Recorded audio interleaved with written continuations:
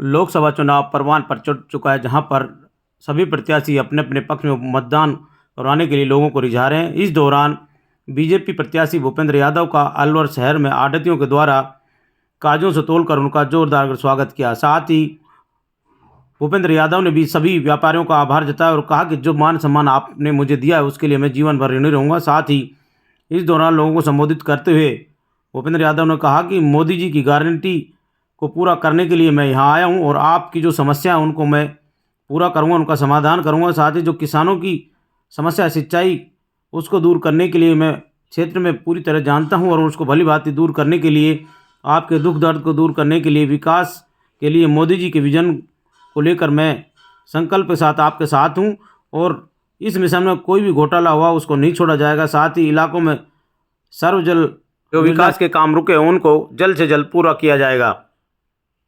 हार्दिक स्वागत अभिनंदन। अब चूंकि मोदी जी ने अपने 11 रत्नों में से एक विशेष रत्न आदरणीय भूपेंद्र जी को हमारे बीच में प्रत्याशी बनाकर भेजा है, तो आज हम लोगों ने के अंदर जो सबसे बड़ा रत्न माना जाता है भूपेंद्र यादव जी के। आज सुबह से हमारा चुनावी संपर्क यात्रा का ये अभियान का कार्यक्रम चल रहा था और अभी इस अभियान यात्रा के कार्यक्रम के बाद मुझे हमारी पार्टी की चुनाव घोषणा पत्र समिति की मीटिंग में जाना है। ये चुनाव पूरे देश में मोदी की गारंटी पे चुनाव हो रहा है। अब यहाँ पर हम जो यहाँ पर बैठे हैं बस स्टैंड मूलपुर पे, ये बताओ भाई 5-7 साल पहले दिल्ली जाना होता था तो कैसे जाते थे? यहाँ से 5 घंटे 6 घंटे, और अब एक्सप्रेस वे बना तो कैसा लगता? तो ये एक्सप्रेस वे किसकी गारंटी है?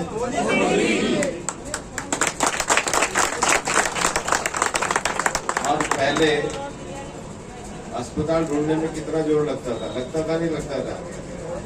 अब कितने अस्पताल खुल गए हैं?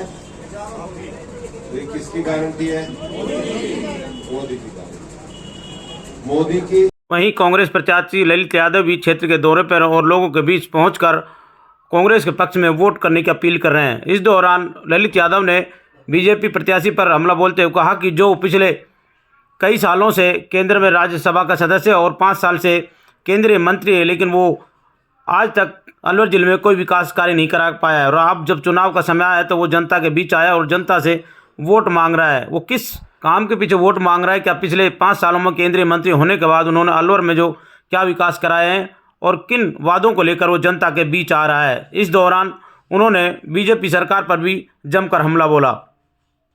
चुनाव 15 दिन का टाइम बचा है।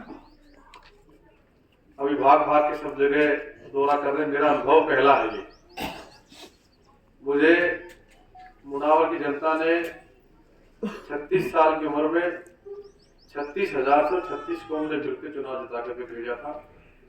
लेकिन आप सबकी भावना थी, आप सब लोगों ने सर्वे में कहा, कहीं चाय की दुकान पर कहा, कहीं शादी में कहा, कहीं खुशी गमी में बैठे वहां कहा कि कांग्रेस पार्टी अगर ललित को टिकट दे दे तो चुनाव जीत जाए। मैंने शुरुआती दिनों में कहा कि भाई मैं तो विधायक बन गया, अब देख लो आपके नहीं बोलो सर्वे पार्टी करवाई है। मुझे दिल्ली बुलाया तो मेरे सामने सर्वे की रिपोर्ट रख गई और जिसमें सबसे ज्यादा लोगों ने कहा कि ललित चुनाव जीतेगा, टिकट मिल गया, तो वो सबसे ज्यादा कहने वाले लोग केवल बहरोड़ के थे, जिन्होंने आपके भरोसे आपके दम पर मुझे टिकट देकर भेजा है पार्टी ने। जो सर्वे में आप लोगों ने कहा, आप सब लोग हमारे परिवार के लोगों मुडावर में, फुलातुर में, बहरोड़ में, कादोज में कुछ ज्यादा अंतर नहीं है। मैं निवेदन करने के लिए आप सबसे आया हूं कि जब इस युद्ध के मैदान में, इस राज्य के अखाड़े में जब कूद गए, तो आप सबका मैं समर्थन चाहता हूं कि आप सबका आशीर्वाद मुझे मिले।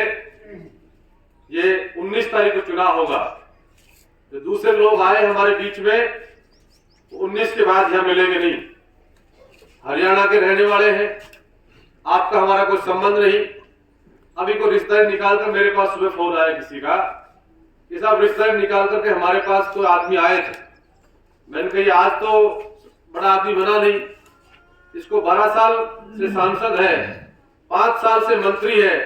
जब तुझे दुख तकलीफ हुई, जब तुम मिलने की चेष्टा इसे करी, क्या तुमसे मिला क्या ये व्यक्ति?